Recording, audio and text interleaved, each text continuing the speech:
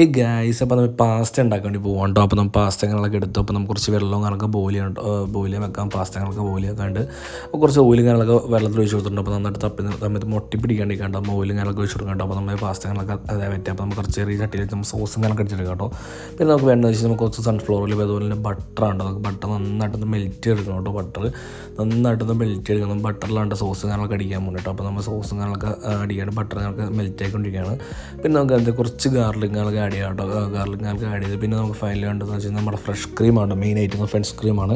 പിന്നെ നമ്മളൊരു 2 ചീസ് സ്ലൈസും കാര്യങ്ങളൊക്കെ ആഡ് ചെയ്തിട്ടുണ്ട്. അപ്പോൾ ചീസ് സ്ലൈസ് നന്നായിട്ട് ചൂടായി ഇരിക്കട്ടെ. അപ്പോൾ അത് നന്നായിട്ട് നമുക്ക് ഇളക്കി കൊടുക്കണം കേട്ടോ. അങ്ങനെ ഫൈനലി പാസ്ത കാര്യങ്ങളൊക്കെ ബോയിലായി കഴിഞ്ഞിട്ടോ. അപ്പോൾ നമ്മൾ ചെറിയൊരു മാഗി ക്യൂബും കാര്യങ്ങളൊക്കെ ആ സോസിലിട്ട് കൊടുക്കണം കേട്ടോ. പിന്നെ ബോയിൽ വെച്ച് പാസ്ത കാര്യങ്ങളൊക്കെ ജസ്റ്റ് ഒന്ന് ഇളക്കി കൊടുത്താൽ പരിപാടി കഴിഞ്ഞിട്ടോ. പിന്നെ നമുക്ക് വെച്ച് കഴിഞ്ഞാൽ കുറച്ച് ചിക്കനും കാര്യങ്ങളൊക്കെ ജസ്റ്റ് ഒന്ന് ഫ്രൈ ചെയ്തിടാണ്ട് കേട്ടോ. അതുകൊണ്ട് ഫൈനലി ലുക്ക് ഇതാണ് കേട്ടോ. കൈസ് നല്ല അടിപൊളി ടേസ്റ്റും കാര്യങ്ങളൊക്കെ സിമ്പിളാണ് ഉണ്ടാക്കാനായിട്ട്. നമുക്ക് വീട്ടിലൊക്കെ പെട്ടെന്ന് ഉണ്ടാക്കിയെടുക്കാൻ പറ്റും. കിട്ടില്ല ഐറ്റം ഉണ്ടോ. അപ്പോൾ എന്തായാലും മസ്റ്റായിട്ടൊന്ന് ട്രൈ ചെയ്ത് നോക്കുക. കഴിക്കാത്തവരുണ്ടെന്നുണ്ടെങ്കിൽ മസ്റ്റായിട്ടൊന്ന് ഉണ്ടാക്കി കഴിച്ച് നോക്കാം കേട്ടോ. എന്തായാലും ഇഷ്ടപ്പെടുമ്പോൾ അതിൽ അടുത്തോട്ട് വീണാൽ അതൊരു ബൈ.